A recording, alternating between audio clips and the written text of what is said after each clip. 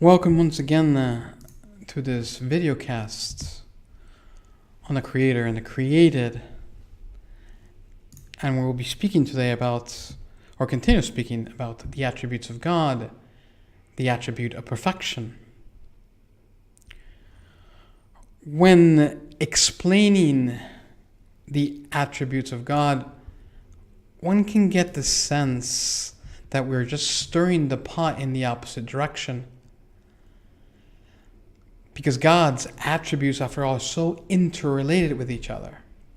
Similar arguments serve as a foundation for one or for another aspect of what God is. I said before, our human mind, in trying to understand God, is incapable of doing so in one intuitive and comprehensive act. Human intellect, when facing the simplicity of God, must make distinctions in God. These differences do not exist in Him, but only in the mind of the man who is trying to find out who and what God is. Man's intellect is weak. It cannot penetrate the effulgent brightness of who God is, cannot be directly seen by man's weak intellect.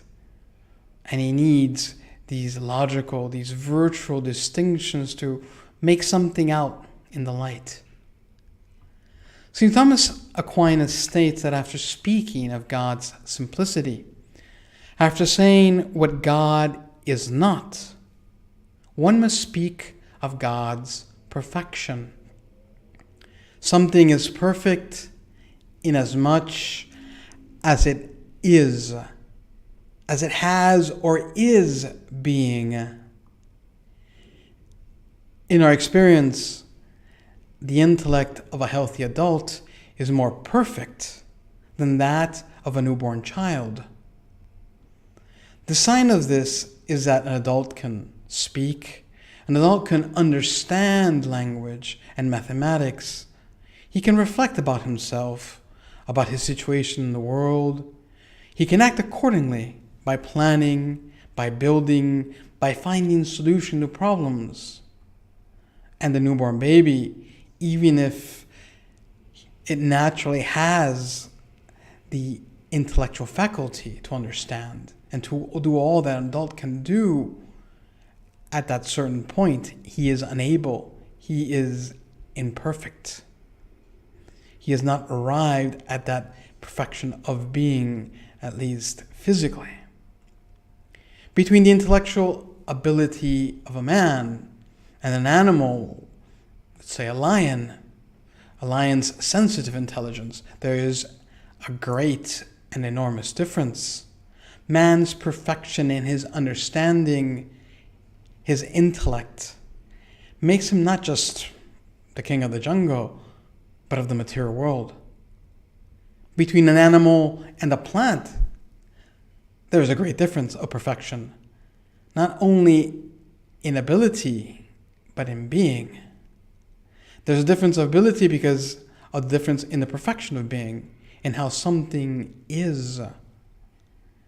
The act of any creature follows necessarily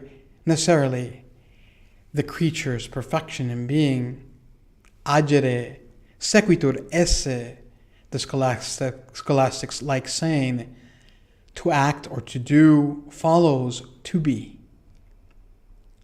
The difference between a plant and a mineral is even greater.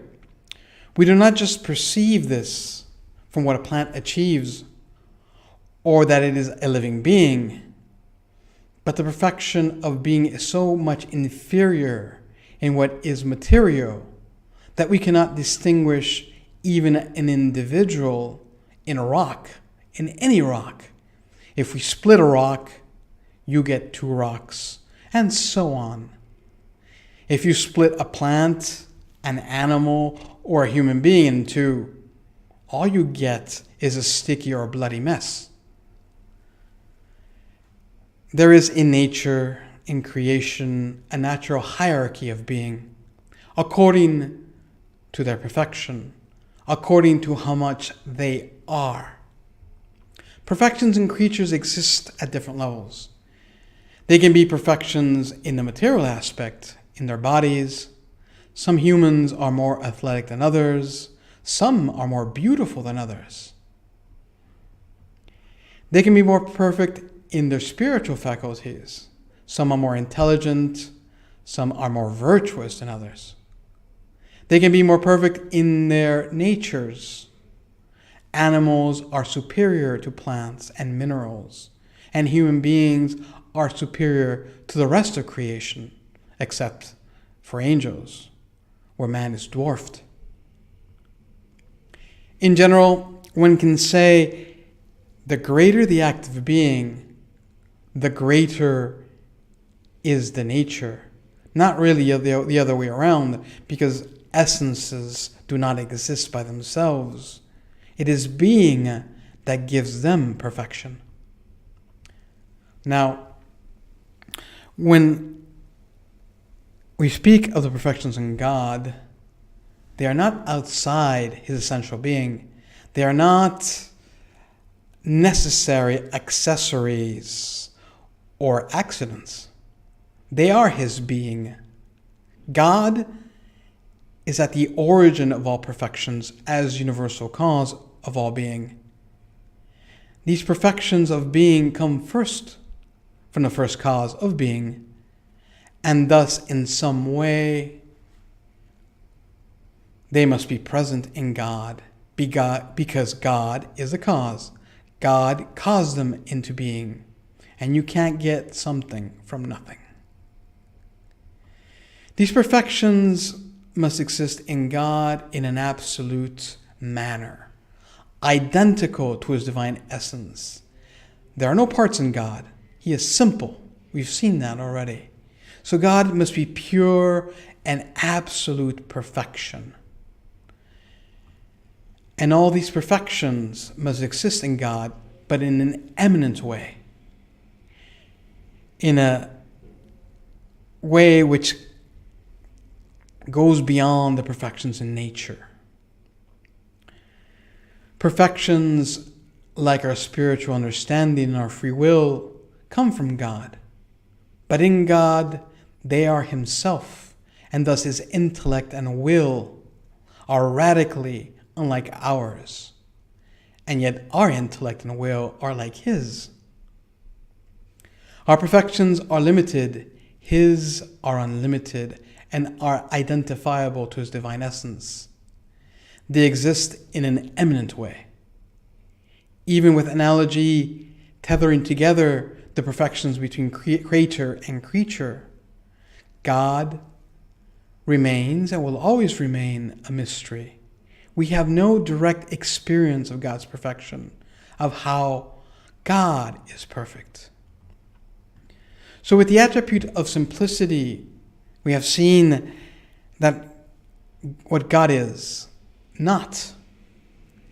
And with the attribute of perfection, we see that God is not perfect like we are perfect, but is perfection itself.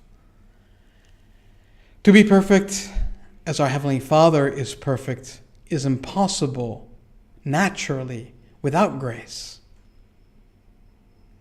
It is of the Christian, it is of him who has been baptized, that this perfection is a call and is an obligation, because it is a possibility thanks to the grace. The perfection of being that God is perfect will open up directly to the question of God's goodness. For St. Thomas says at the beginning of this question on God's perfection, whatever is perfect is said to be good according to this perfection. This, however, must be left to the next videocast, which will be next Monday at 4 p.m. Thank you for watching.